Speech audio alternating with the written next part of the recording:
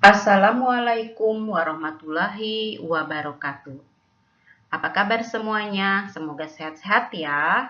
Dan tetap semangat kan belajar genetika? Tapi semangat saja tidak cukup nih. Karena yang akan kita lihat, yang akan kita tonton bukan drama Korea ya, tapi genetika, dan topik kita hari ini adalah sex linkage. Nah, sekarang bukan cuma ditonton, tapi harus disimak.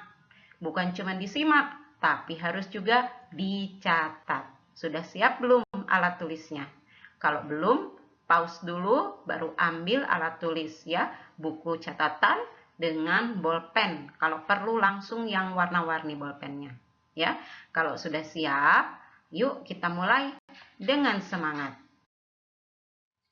Di pertemuan yang lalu, kita sudah belajar gen-gen terpaut ya, yang dipetakan berdasarkan teori kromosom. Ya, kita mengenal gen terpaut secara trans atau repulsion dan gen-gen yang terpaut secara cis dan coupling. Ya, yang kita pelajari di pertemuan sebelumnya adalah gen-gen yang terpaut yang jumlahnya ada 2 gen ya. Tapi ini semua baru konsep yang dijelaskan berdasarkan teori kromosom. Aplikasinya sebenarnya tidak dilakukan oleh Sutton dan Boveri ya. Adapun yang tertarik melakukan penelitian ini adalah Morgan. Pada mulanya, Morgan membuat eksperimen justru ingin menunjukkan ketidaksetujuannya akan teori kromosom, ya.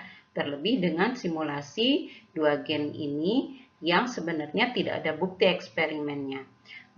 Morgan yakin jika dia berhasil menemukan sifat-sifat unik pada Drosophila, maka dia akan dapat membuat eksperimen yang benar untuk menyangkal teori kromosom. Kebetulan ya, ini kebetulan sebenarnya yang pertama teramati adalah mutan warna putih ya. Lalu Morgan pun membuat eksperimen dan dengan menggunakan mutan Drosophila mata putih, dan laporannya dipublikasikan pada tahun 1910 dengan judul Sex Limited Inheritance in Drosophila. Ya, dan penemuannya ini menjadi dasar bagi pola pewarisan untuk gen-gen yang terpaut pada kromosom seks atau sering disebut sex linkage. Sex linkage adalah gen-gen yang terpaut pada kromosom seks. Ingat, kromosom seks itu ada 2 tipe. Kalau pada perempuan XX, kalau pada laki-laki XY, ya, pada manusia begitu. Drosophila juga sebegitu. Pada Drosophila itu jadi female-nya, betinanya XX dan jantannya XY. Yang akan dibahas di sini adalah gen-gen yang terpaut kromosom seks yang X ya, bukan yang Y ya. Jadi hanya yang X-nya saja ya. Nanti kita akan singgung secara terpisah untuk kromosom untuk gen yang terpaut kromosom seks yang Y ya, yang Y-nya. Nah, tapi untuk sekarang X-nya saja dulu. Ya, untuk gen yang terpaut kromosom seks yang ini, yang X ya, pewarisan sifatnya berbeda dengan gen yang ada di kromosom autosom. Nah, jadi seorang ayah dapat menurunkan alel yang ada pada kromosom seksnya ke anak perempuan, tapi tidak dapat menurunkannya ke anak laki-laki. Ya, kemudian seorang ibu dapat menurunkan alel pada kromosom seks baik kepada anak perempuan maupun ke anak laki-laki. Kemudian pada perempuan, karakter resesif yang terpaut kromosom seks hanya akan terjadi dalam kondisi alelnya, pasangan alelnya homozigot ya. Jadi harus ada 2 ya, harus di XX-nya itu dua-duanya harus membawa alel resesif. Pada setiap laki-laki yang menerima alel resesif dari ibu, maka akan mengekspresikan karakter yang dibawanya. Berapapun ya, jadi pada setiap laki-laki yang menerima alel resesif, dan pokoknya menerima alel resesif dari ibu, maka alel tersebut akan terekspresi. Jadi yang dibahas di sini sekarang adalah catatannya ya, kromosom seksnya adalah kromosom X dan alel yang terpautnya adalah alel resesif. Kita belum membicarakan yang terpaut di kromosom Y dan yang karakter dominan. Belum ya. Jadi baru yang ini yang resesif dan terpaut kromosom seks. X ya, seks yang X ya. Nah, untuk memahami sex linkage kita akan mulai dari penelitian Morgan ya, dari penelitian Morgan yang dipublikasikan dalam artikel paper ya yang berjudul Sex Limited Inheritance in Drosophila ya. Seperti ini penelitiannya. Morgan mempublikasikan hasil penelitian ini pada tahun 1910. Bukan berarti Morgan melakukan penelitiannya di tahun yang sama ya, karena sebenarnya Morgan telah lama memelihara lalat buah untuk mencari variasi dari suatu karakter, bahkan sejak 1902, di tahun yang sama ketika Sutton dan Bufori mempublikasikan teori kromosom. Maksudnya sih Morgan ingin menyangkal teori kromosom, ya tadinya seperti itu. Tapi baru tahun 1910 Morgan mendapati adanya Drosophila berwarna putih di dalam kandang peliharaan Drosophilanya ya, dan dia menemukan banyak diantaranya jantan yang memiliki warna putih. Lalu dia memiliki asumsi, kan kalau penelitian Anda harus punya hipotesis ya, membuat hipotesis dulu bahwa mata putih ini merupakan variasi dari warna merah dan diwariskannya sama polanya dengan warna merah gitu. Putih dengan merah memiliki pola pewarisan yang sama ya. Lalu kemudian kita tidak bisa mempublikasikan hanya pemikiran. Pemikiran Anda harus dieksperimenkan ya, dibuat eksperimennya supaya bisa dipublikasikan. Itulah juga yang dilakukan oleh Morgan ya. Lihat, bayangkan dari 1902 baru terbit artikelnya, baru bisa membuktikan sesuatu di tahun 1910. 8 tahun hanya untuk mendapatkan Drosophila berwarna putih. Tekun sekali ya. Ayo, siapa dari Anda, dari kita semua yang ingin meneladani ketekunan Morgan dalam menekuni hal-hal baru? Sebenarnya bukan cuma tekun ini, tapi juga sabar ya, sabar dan tekun untuk mempelajari hal-hal baru. Nah, setelah ditemukannya mutan warna putih, akhirnya mutan-mutan lain pun dapat diidentifikasi oleh Morgan dan akhirnya bisa membuat peta gen di masa yang minim teknologi dulu ya. Ayo, siapa yang mau meneladani Morgan? Nah, sekarang kita ke sini dulu ya. Kita akan lihat bagaimana Morgan ingin membuktikan hipotesisnya. Ya, jadi Morgan melakukan dulu membuat galur murni dari Drosophila bermata merah dan juga Drosophila yang selalu berwarna putih ya. Anda harus membuat galur murni dulu. Setelah didapatkan galur murninya, dilakukanlah persilangan ya. Betinanya berwarna merah sedangkan jantannya berwarna putih. Lalu didapatkanlah F1-nya adalah semuanya berwarna merah matanya ya. Lalu kemudian Morgan menyilangkan F1 ya, F1 ini dengan sesamanya. Jadi di generasi yang sama nih, bukan diambil lagi dari lapangan, bukan lagi diambil dari kelompok yang ini yang yang galur murni, bukan ya, tapi diantaranya ini. Lalu setelah ini disilangkan dengan sesamanya, didapatilah generasi F2-nya seperti ini. Ada betina yang semuanya bermata merah. Ya, ada betina semuanya bermata merah. Lalu ada jantan ya yang bermata merah dan juga ada yang bermata putih. Nah, lalu kemudian Morgan mencoba melakukan simulasi juga dengan sesuai teori kromosom ya. Ini kan mau menyanggah teori kromosom ceritanya ya. Lalu dia melakukan pemetaan gen-gen ini ya di dalam kromosom. Jadi pertama-tama Morgan meletakkan gen-gen yang mengekspresikan warna mata putih dengan warna mata merah ya, seperti yang dilakukan Mendel dan sesuai teori kromosom ya. Jadi ini parentalnya ya, kita bisa lihat ini W besar yang menunjukkan warna merah ya, sedangkan W kecil untuk ekspresi warna putih ya. Jadi ini W besar, W kecil, W kecil ya.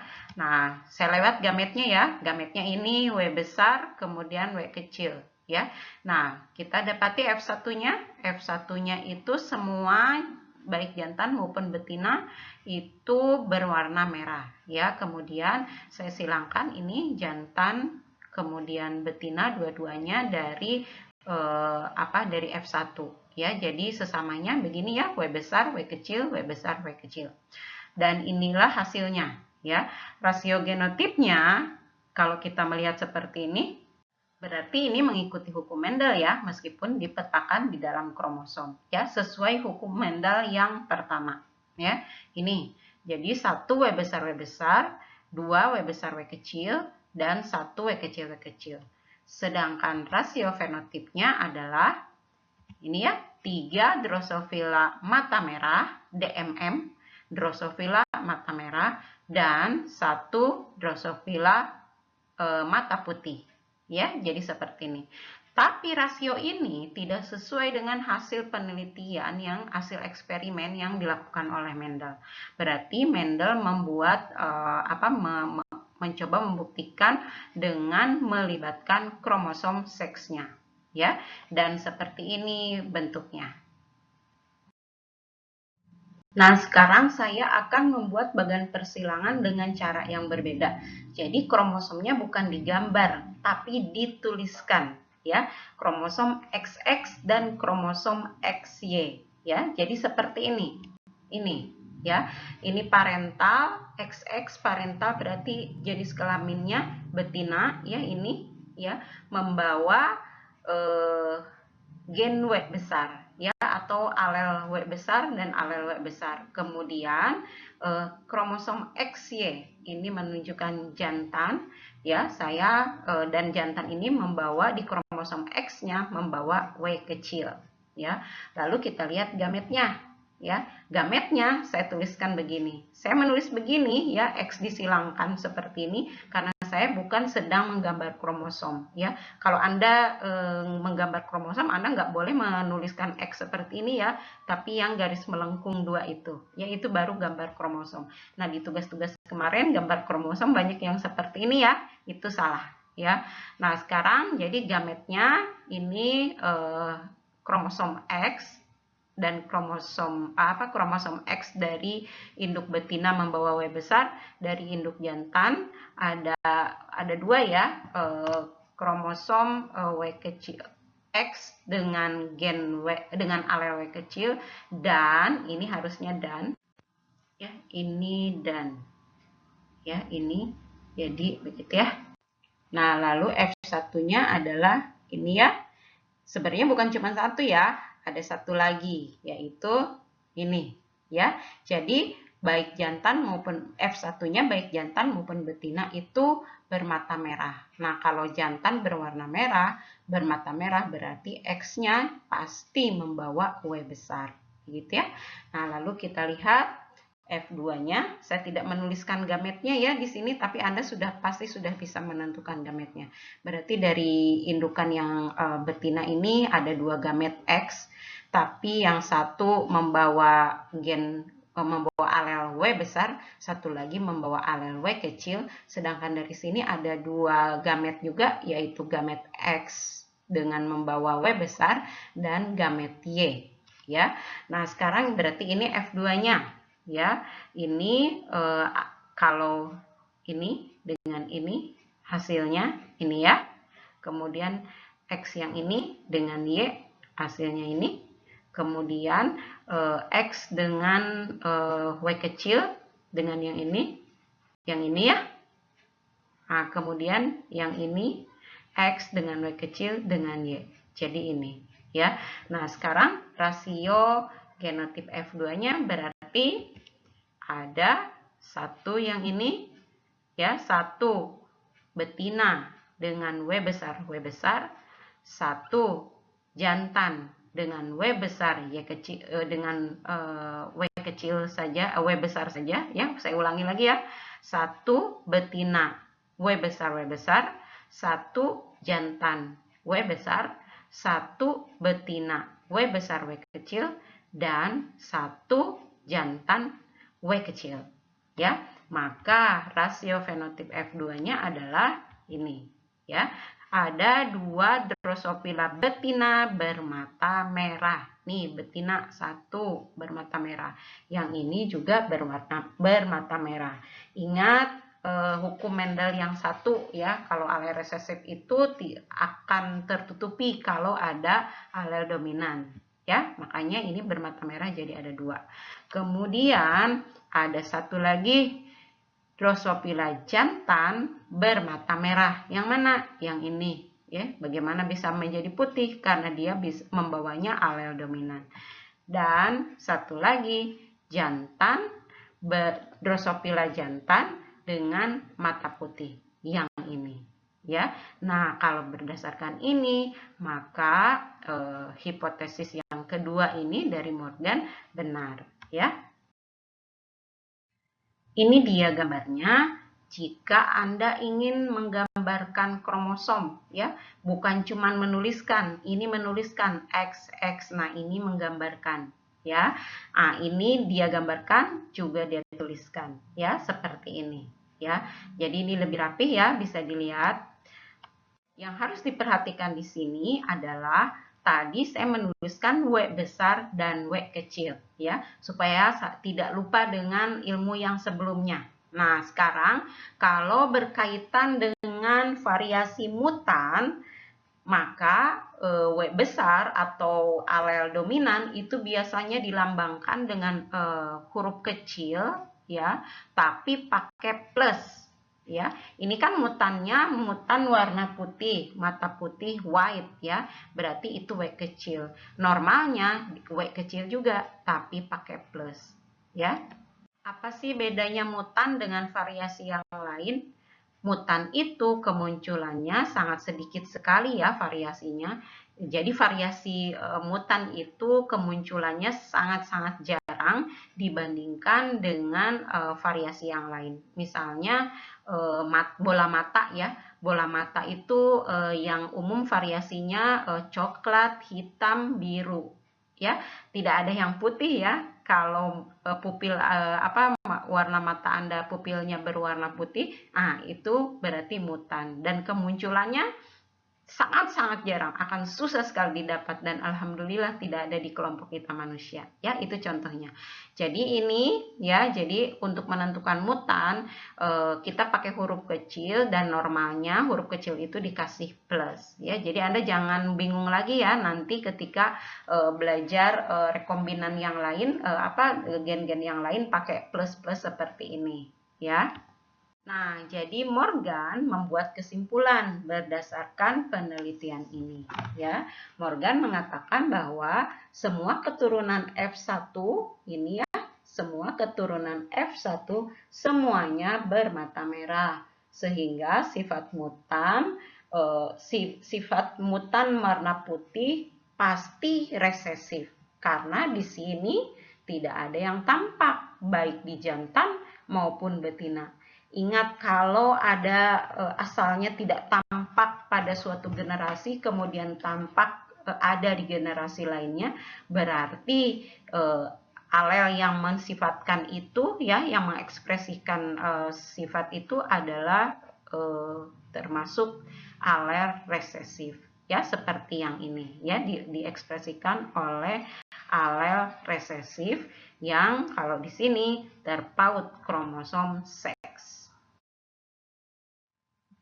Ini dia kariotip dari Drosophila ya, yang pernah Anda lihat juga ya. Jadi alel W yang tadi ya, alel W kecil itu adanya di kromosom seks yang X ya. Ingat kalau betina kromosom seksnya ini kromosom seksnya nomor 1 ya. Jadi ini X, ini X. Sedangkan jantan yang ini X, yang ini Y ya. Dan alel W tadi ya, gen yang mengekspresikan mutan mata putih itu terpautnya di kromosom seks yang X, berarti hanya yang ini ya, yang ini. Kalaupun ada di betina hanya akan melekat di sini. Kalau di jantan hanya akan melekat di sini, bukan di Y, karena terpautnya di kromosom seks yang X ya. Bu, yang ini juga X loh Bu. Iya, ini juga X, tapi kromosom nomor 2, nomor 3, dan nomor 4 adalah kromosom autosom. Ya, ini juga kromosom 2, 3, 4. Memang mereka ini semua X, ya, XX, ya, tapi bukan kromosom seks, dia kromosom autosom. Jadi bukan menempel di sini, menempelnya di kromosom seks, ya. Nah, yang tadi sudah kita pelajari itu kromosom yang terikat di kromosom X ini ya, kromosom seks yang ini itu adalah gen W ya, yang mengekspresikan mutan warna putih ya. Oh ya, ini harusnya tidak usah memakai minus ya, tidak usah memakai minus ya. Jadi kalau W plus atau Anda ingat lagi W besar pada betina pasti dipastikan bermata merah. Demikian juga kalau W besar W kecil atau W plus W ya, itu juga masih warna merah. Tapi kalau betina itu memiliki dua alel resesif ya, W kecil ini ya, atau W dan W ya, itu berarti akan mengekspresikan warna mata putih ya. Nah, sedangkan kalau pada jantan kalau tidak ada W kecil ya berarti pasti mata merah ya. Kalau tidak ada W tanpa plus ya berarti mata merah ya, karena ini yang ada W plus, maksud saya W dengan W plus itu berarti warna merah. Sedangkan kalau memiliki alel resesif jantan ya, biarpun cuma 1 ya, dia akan menunjukkan ekspresi mata putih. Bu, katanya kalau cuman alel resesif kalau cuman 1 dia tidak terekspresi. Iya, tidak terekspresi kalau ada alel dominannya. Misalnya ini W min dengan W plus. Nih, W min dengan W plus. Ini akan tertutupi ekspresinya. Ini ditutupi sama siapa? Ya, gen Y itu tidak homolog dengan gen X. Ya, jadi tidak ada gen yang sama ada gen yang sama tapi sangat sedikit dengan Y ya. Jadi gen X dengan gen Y, gen X dengan gen Y itu tidak homolog, banyak gennya yang tidak sama. Seperti dikatakan sebelumnya, setelah Morgan menemukan mutan mata putih, selanjutnya Morgan dapat menemukan jenis-jenis mutan yang lainnya. Ya, seperti di sini ya, yang terpaut di kromosom seks yang X ya. Ini ternyata ada juga gen dengan ekspresi tubuh berwarna kuning, kemudian mata vermilion, kemudian wings yang scallop ya. Jadi berbentuk lengkung ininya wingsnya. Ya, jadi ada beberapa gen yang waktu itu sudah dikarakterisasi. Nah, abaikan yang warna yang dilingkari ungu ya. Saya dapat gambarnya begini, tapi sebenarnya kita tidak sedang memperhatikan ini, ya. Yang ingin saya perlihatkan di sini adalah apa saja yang ada di kromosom X ya, kromosom seks yang X ya. Tapi sebenarnya bukan ini saja, ini yang karakteristiknya sudah dipelajari ya. Ada gen yang lain enggak? Sebenarnya ada, tapi belum dikarakterisasi. Nah, seperti biasa, ini latihannya ya. Jadi Anda tugasnya membuat bagan persilangan yang sebaliknya dari persilangan yang tadi. Ya, Anda boleh menggambarkan kromosomnya atau hanya menuliskan kromosomnya, ya. Nah, tugas Anda yaitu membuat bagan persilangan ya, kemudian menjawab pertanyaannya ya dari pernyataan yang ini.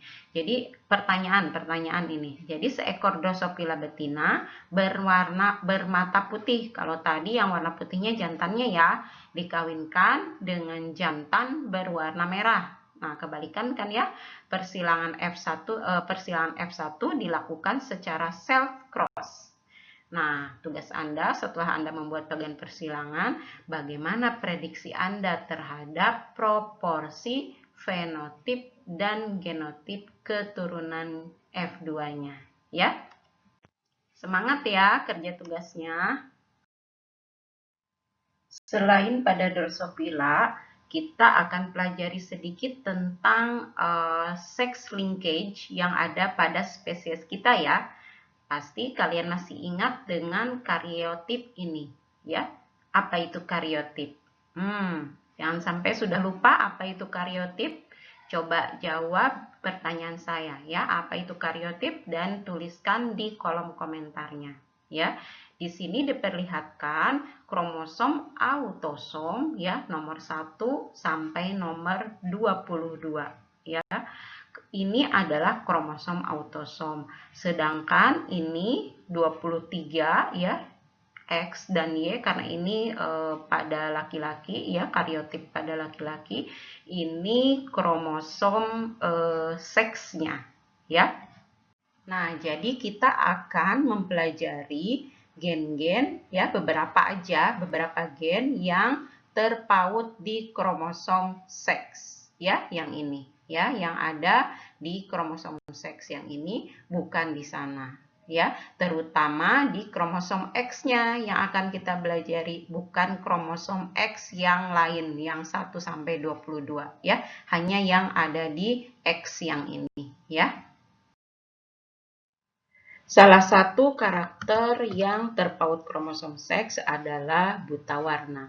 Ya, sebenarnya dalam penelitian gen pada manusia kita tidak ada manipulasi perkawinan. Ya, jadi ini genotip dari orang tua didapatkan berdasarkan genotip dari anak-anaknya. Ya, jadi dibalik. Ya, ini namanya analisis pedigree ya. Jadi kalau misalnya Anda belum mengerti, silahkan dicek di video sebelumnya ya tentang pedigree ya.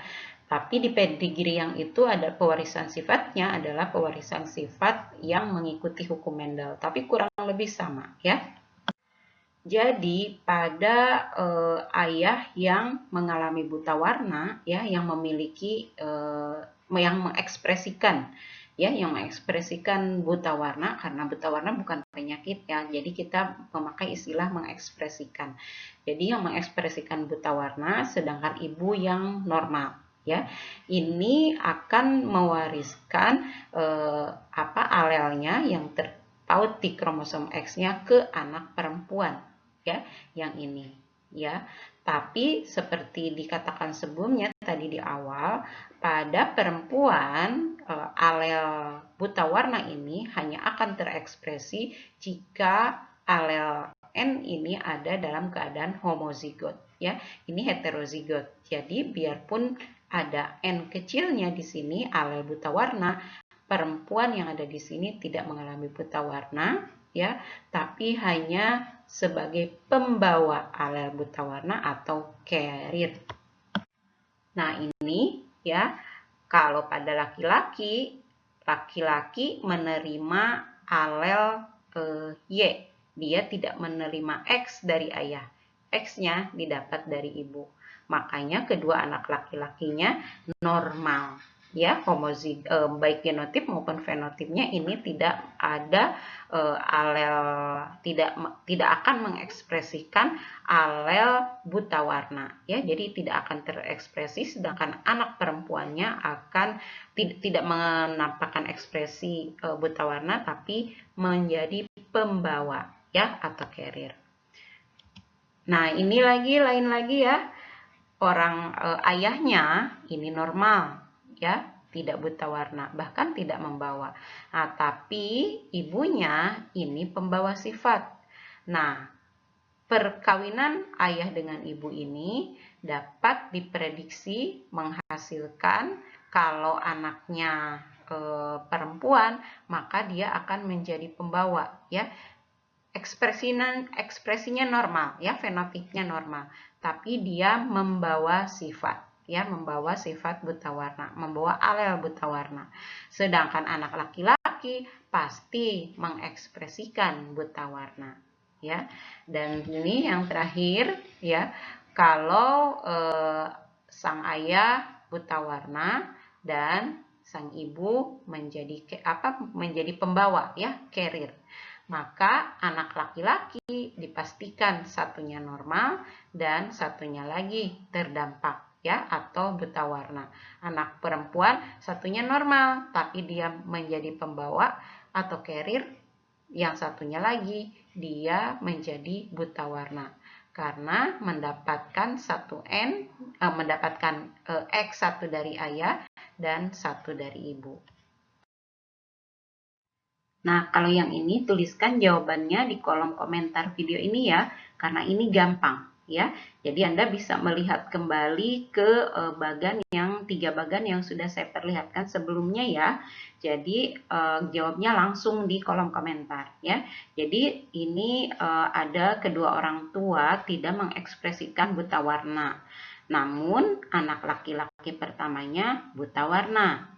Ya, jadi Surya sama Bulan menikah. Anak pertama buta warna. Padahal Surya dan Bulan tidak buta warna. Nah, yang jadi pertanyaan adalah berapa kemungkinan anak kedua ya, berapa kemungkinan jika Surya dan Bulan punya anak kedua ya, berapa persen probabilitasnya anak keduanya mengidap buta warna. Dan tentu saja karena jenis kelamin itu cuma ada 2 ya, jadi Anda bagi 2 nanti, probabilitas jika anak laki-laki dan probabilitas jika anaknya perempuan ya. Ini jawabnya di kolom komentar ya. Nah, kalau latihan yang ini Anda untuk jawab disimpan di Google Classroom ya. Jadi karena ini Anda diminta untuk menentukan genotip dari semua orang-orang yang ada di sini ya. Ini generasi, anggaplah ini generasi 1, generasi 2, dan generasi 3. Dari 3 generasi ini Anda harus menentukan genotipnya ya. Dan karena ini bukan hewan ya, ini manusia, jadi tidak mungkin dibuatkan suatu manipulasi perkawinan. Maka genotip dilihat berdasarkan anak-anaknya ya. Jadi kalau Anda nanti mau melakukan menentukan genotip, Anda lihat dari generasi ketiga ya. Jadi di sini ada pasangan, ini nomor 3 ya. Ini adalah ibu ya. Dia berpenglihatan normal dan tidak hemofili. Kemudian ada nomor 2 ya. Nomor 2 ini ayah ya. Ini si ayah menikah dengan si ibu, nomor 2 dengan 3. Nomor 2 ini laki-laki hemofilik. Ini ya. Nah, lalu kemudian punya anak dan punya cucu. Nah, kalau yang ini adalah ekspresi laki-laki yang hemofilik dan buta warna. Nah, jadi tugas Anda bagaimana menentukan bagaimana genotipnya dari seluruh orang yang ada di sini. ya. Dan jawab pertanyaannya seperti biasa di foto PDF, lah, kemudian simpan di Google Classroom. Ini adalah kromosom seks pada laki-laki, ya, kromosom seks pada manusia yang laki-laki. Ini kromosom X-nya dan ini kromosom Y-nya. Dari ukurannya saja ini sudah jelas tidak homolog, ya. Jadi banyak gen-gen yang ada di kromosom X tidak akan pernah ditemukan di kromosom Y. Ada yang sama tidak? Sebenarnya ada, ya, ada beberapa gen tapi sangat sedikit sekali yang sama-sama ada di X maupun di Y, ya. Beberapa gen yang terpaut kromosom X ini sudah ada yang bisa dipetakan seperti ini, ya. Dan ini penelitiannya masih berlanjut. Nah, ini hemofili, ya. Kemudian buta warna, ya. Jadi kemudian distrofi otot, ya, distrofi otot. Ternyata distrofi otot itu terpaut kromosom X, ya. Ini ada di sini semua, ya. Jadi ini yang sudah diteliti, ya. Lalu sebenarnya ada juga yang sudah diteliti di kromosom Y, ya. Nanti kita lihat beberapa. Nah, perhatikan jumlah gennya, gen X dengan gen Y, ya. Jadi wajar lebih banyak yang dikaji adalah yang di kromosom X karena lebih banyak gen yang ada di sini, ya, yang terpaut kromosom X, ya. Ini adalah contoh dari gen-gen yang terpaut kromosom Y pada manusia, ya. Di sini yang sudah diteliti sebenarnya ada 3, ya, tapi ini yang 2 ini masih bisa ditemukan sekarang, ya. Jadi ada pertumbuhan rambut pada telinga, ya, seperti ini, ya. Jadi rambut di telinga ini diekspresikan oleh gen yang terpaut pada kromosom Y, ya. Gen-gen yang terpaut pada kromosom Y tidak akan bisa diturunkan ke turunan perempuan, ya. Pasti ini hanya diturunkan ke laki-laki saja. Kemudian yang kedua ada Webtus, ya, ini lihat. Ya, jadi ini yang selaputnya ini sampai di buku jari, ya. Ini yang di ini, ya, jari telunjuk dengan jari tengah, yang di sini saja. Karena ada juga, ya, yang selaputnya menyatu di sini, tapi ini bukan diekspresikan oleh gen yang terpaut Y, hanya yang ini, ya, yang tempatnya ada di sini. Ini diekspresikan oleh gen yang terpaut kromosom seks yang Y, ya, yang ini. Nah, yang tadi kita sudah pelajari adalah alel-alel resesif yang terpaut kromosom X, ya. Sedangkan alel dominan yang terpaut kromosom X itu penelitiannya masih kurang, ya. Jadi belum ada penelitian yang bisa ditampilkan di sini, karena saya belum dapat, gitu, ya. Nah, tapi kita bisa membuat prediksi, ya. Prediksinya seperti ini. Kalau ini kan kita sudah tahu, ya, di awal sudah dijelaskan. Misalnya jika ayah yang terdampak, kalau ini ibu yang terdampak, ya. Jadi ibu kedua kromosom X-nya membawa alel resesif, maka ini akan diturunkan baik ke anak laki-laki maupun ke anak perempuan. Nah, sedangkan kalau alel dominan, ya, ini alel dominan yang terdampak laki-laki, ya, yang terdampak laki-laki, berarti dia membawa satu alel dominan, ya. Karena ini alel dominan, maka ini yang normal pasti XX-nya, ya, kedua kromosom seksnya XX dua-duanya membawa alel resesif. Tapi biarpun cuma satu alel dominan yang ada di X, ya, ini akan diturunkan ke seluruh anak perempuannya. tapi tidak akan pernah diturunkan ke anak laki-laki. Ya, benar ya? Kan ini XY. X-nya membawa alel dominan. Nah, satu alel dominan satu alel satu X didapat dari ayah, kemudian satu X dari ibu. Tapi karena dominan, biarpun cuma satu alel yang dibawa, yang dimiliki anak perempuan ini, maka semuanya akan mengekspresikan alel tersebut. Begitu ya bedanya ya. Jadi Anda bisa memprediksi harusnya ya. Nah, jadi itu tadi gen-gen yang terpaut kromosom seks ya. Terutama yang sudah dibahas di sini adalah yang terpaut kromosom X. Dan alel yang banyak dibahas adalah alel-alel resesif. Kita tidak membahas alel dominan ya, ini hanya simulasinya saja.